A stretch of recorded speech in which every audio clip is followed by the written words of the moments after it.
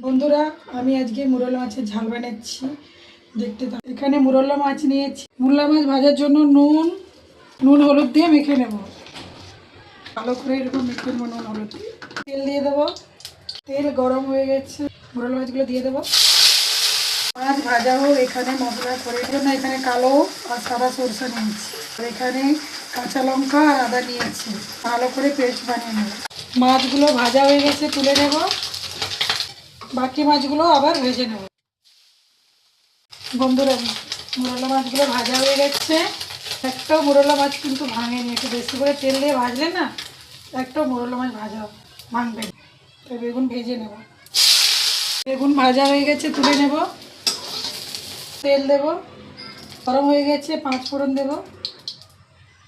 আলু দেব, আলুগুলো পাত্রের উপরে দিয়ে দেবো। আলুগুলো ভেজে নেব। আলু ভাজা হয়ে গেছে, পেঁয়াজ কুচি দিয়ে দেবো। পেঁয়াজ কুচি দিয়ে গ্যাস ফাস্ট করে ভেজে নিতে হবে। ভাজা হয়ে গেছে, এবার টমেটো দিয়ে দেবো। টমেটো দিয়ে আবার ভালো করে নেড়ে দেবো। এবারে বেগুন ভাজাগুলো দিয়ে দেবো। দিয়ে ভালো করে সব নেড়ে নেব। ভালো করে নাড়া হয়ে গেছে। এখানে আদা, কাঁচা লঙ্কা, কালো সর্ষে, সাদা সরষে পেস্ট বানিয়েছিলাম, দিয়ে দেবো। দিয়ে ভালো করে মিশিয়ে নেব। লঙ্কা গুঁড়ি, হলদি গুঁড়ি,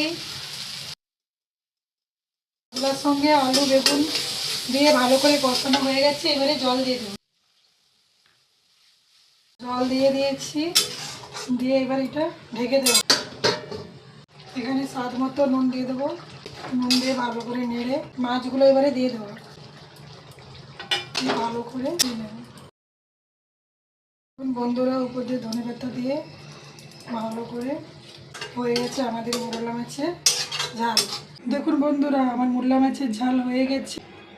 এইভাবে আপনারাও বানাবেন, বাড়িতে বানিয়ে খান। ভালো লাগলে লাইক কমেন্ট সাবস্ক্রাইব করে দেবেন।